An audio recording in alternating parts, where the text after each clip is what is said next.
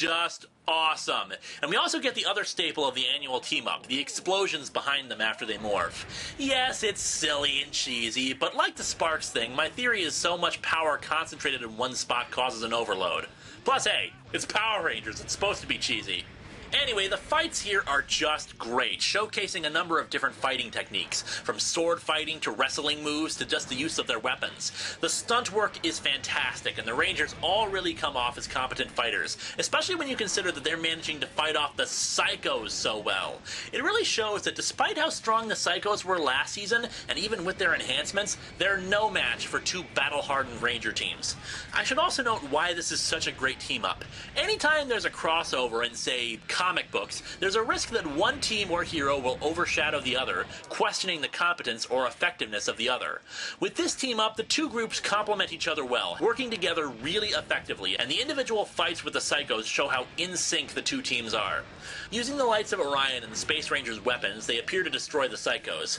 Turns out Alpha was the one to call the other Rangers in, and given what we see next episode, it's probable that they used the Nasada shuttle in order to reach Terra Venture, though it is kind of a big plot hole about how fast the thing needs to be to catch up with the colony. The Space Rangers decide to stick around and get a tour of Terra Venture, though they do say they need to head back to Earth eventually.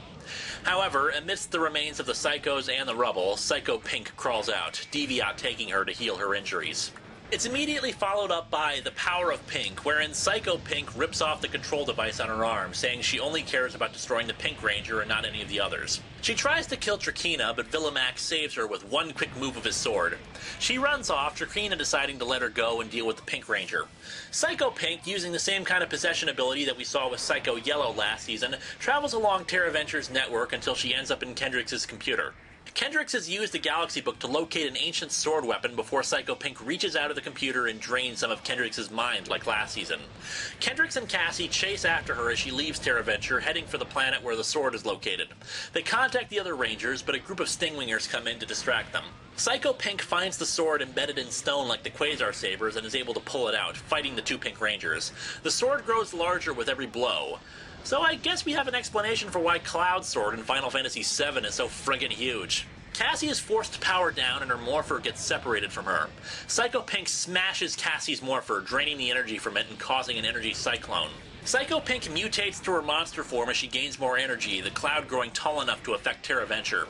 Cassie is weakened thanks to her damaged morpher, and Psycho Pink grows giant-sized, the Galaxy Megazord arriving to stop her. The Space Rangers take the Astro Megaship and form the Astro Megazord to help. As I said, I think the Space Rangers took the shuttle to get to Terra Venture, which would explain why the Galaxy Rangers never tried to form the Astro Megazord before. Without the shuttle, the thing doesn't work. It's not exactly a long knockout brawl, but it's nice to see the two Megazords working together in American footage. They defeat Psycho Pink, but the cyclone is still going.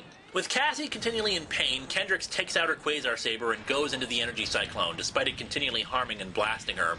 Kendrix finally reaches the morpher in the eye of the cyclone. You know, I'm tired of this false drama, everyone telling her to get out of there and all that. We all know what's gonna happen. She's gonna destroy the sword, and we'll see her fine just a minute later. They'll talk about friendship, and then